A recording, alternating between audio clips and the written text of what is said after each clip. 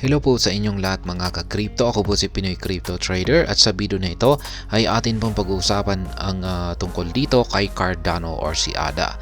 Kung saan ang sabi po rito ay here's the potential timeline for Cardano to surpass $1. Kaya yan atin pong pag-uusapan dito ang posibleng timeline or kung kailan magagawang akyatin or lampasan ni Cardano ang presyong $1. At ayan, bago po tayo magpatuloy ay nais ko lamang po munang bigyang linaw ang aking disclaimer kung saan ang nilalaman po ng video na ito ay hindi po ito isang financial advice. For education and information purposes lamang po ang layunin nito. Maliban po dito ay nais ko na rin pong magbigay babala na wala pong kahit anumang group chat ang Pinoy Crypto Trader. Yan ang sabi po rito ay analysts remain optimistic that Cardano could potentially touch the $1 level given its ability to hit the all-time high above $3. Kaya yan, may mga analyst daw po ang nananatiling optimistic or positibo ang kanilang pananaw dito kay Cardano kung saan ay posible daw po siyang umakyat at kanyang patamaan or lampasan ang presyong $1. At maliban po rito ay meron pa daw itong kakayahan na patamaan or akyatin ang kanyang previous all-time high or yung kanyang pinakamataas na presyo base sa kanyang nakalipas na performance na nasa $3. Cardano has traded at a major discount for an elongated period of time, changing hands below the $1 price mark since at least April 2022. Kaya ayan daw po si Cardano na matagal na raw po siyang nagtitrade sa isang discounted na presyo. At siya po ay naglalaro sa ilalim ng presyong $1 mula pa noong April taong 2022.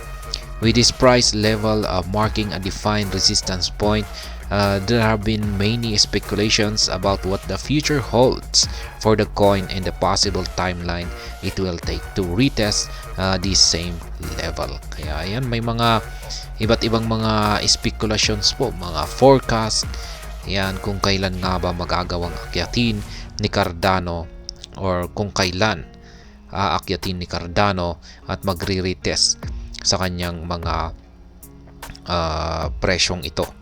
Ayan, sa kanyang matataas na presyo.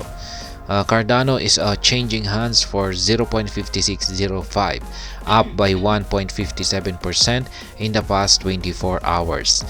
The coin's market capitalization is up by 1.88% to $20.1 billion, while its trading volume has slumped by 7.34% to $477.8 million. Ayan po ang kalagayan ni Cardano. Siya po ay umangat or lumago ng 1.57% nitong nakalipas na 24 oras. At ayan po, siya po ay naglalaro ngayon sa presyong 0.5605. Ang kanyang market cap ay umangat din po ng 1.88%, ngunit ang kanyang trading volume ay bumagsak po ng 7.34%. Projections for ADA to $1 milestone. Ayan, ito na po yung gusto nating malaman kung kailan magagawang akyatin ni ADA or Cardano ang $1 at $1 na price target kung saan ay tinuturing po itong isang milestone. Amid the struggle below $1, top Cardano bull Dan Gambardella, who doubles as a founder of Crypto Capital Venture, has triggered a debate on the possible timeline for ADA to touch $1. Kaya yan, siya po ang si Dan Gambardella. Isa po siyang siya po ay ang founder ng Crypto Capital Venture. Kaya siya raw po yung nag-umpisa sa isang debate tungkol sa possible timeline or kung kailan magagawang akyatin ni Cardano ang presyong $1. According to him, he believes the proof of stake network will not hit this milestone before the next Bitcoin halving events slated for April. Kaya ayan, ayon po sa kanya ay hindi raw po magagawang akyatin ni Cardano ang milestone na ito or $1 na price target dito sa paparating na Bitcoin halving event or ngayong buwan ng April. Yan po yung actual na tweet ni Ginoon Dan Gambardella rito.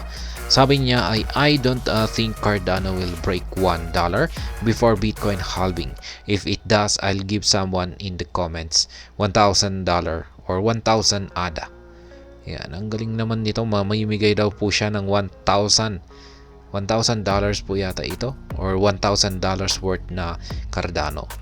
Kaya ayan, yung mga naka-comments daw sa yung nag-comment daw dito sa ilalim ng kanyang post na ito. Ayan, like and repost sabi niya. Kaya yan po, mamibigay siya ng libre.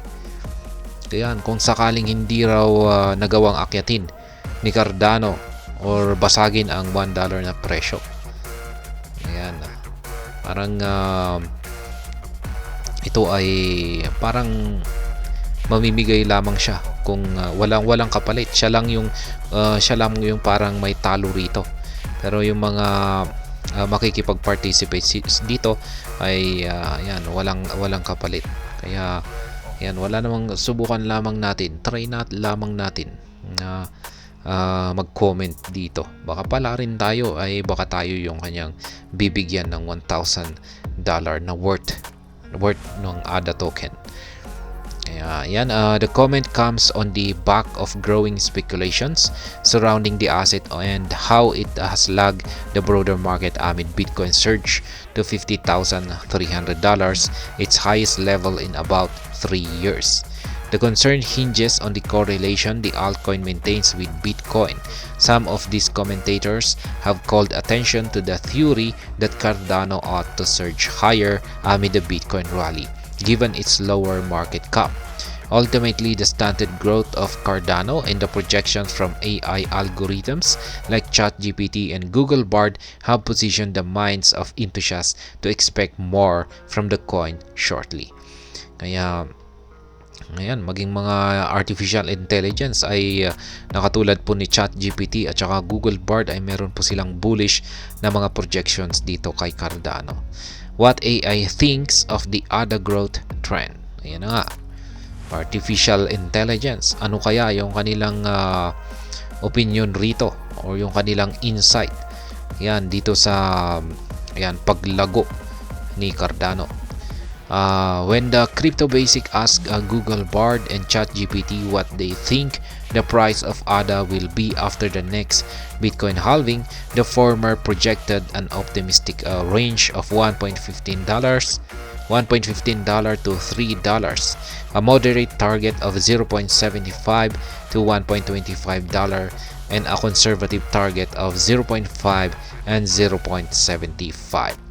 Kaya yan po yung mga price targets na inilabas ni Google Bard at saka si ChatGPT dito kay Cardano ay ngayong paparating pagkatapos po ng Bitcoin halving.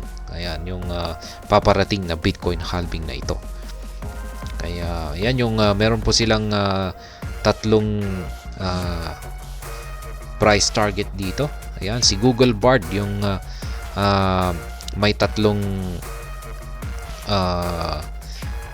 mga range ng price target dito. Yung una ay optimistic range, pangalawa ay moderate target or moderate range, at conservative range. Yan, yung kanyang optimistic range ay nasa $1.15 hanggang $3. Yung moderate naman ay $0.75 to $1.25. At yung conservative ay 0.5 to 0.75. Kung pag sinabi po natin conservative ay hindi gaanong matindi yung impact ng bullish momentum dito kay Cardano. Kung pag moderate naman ay katamtaman lamang. Ngayon, kung pag matindi po talaga ang bullish momentum ay ayan, optimistic range po siya. Ito naman si ChatGPT.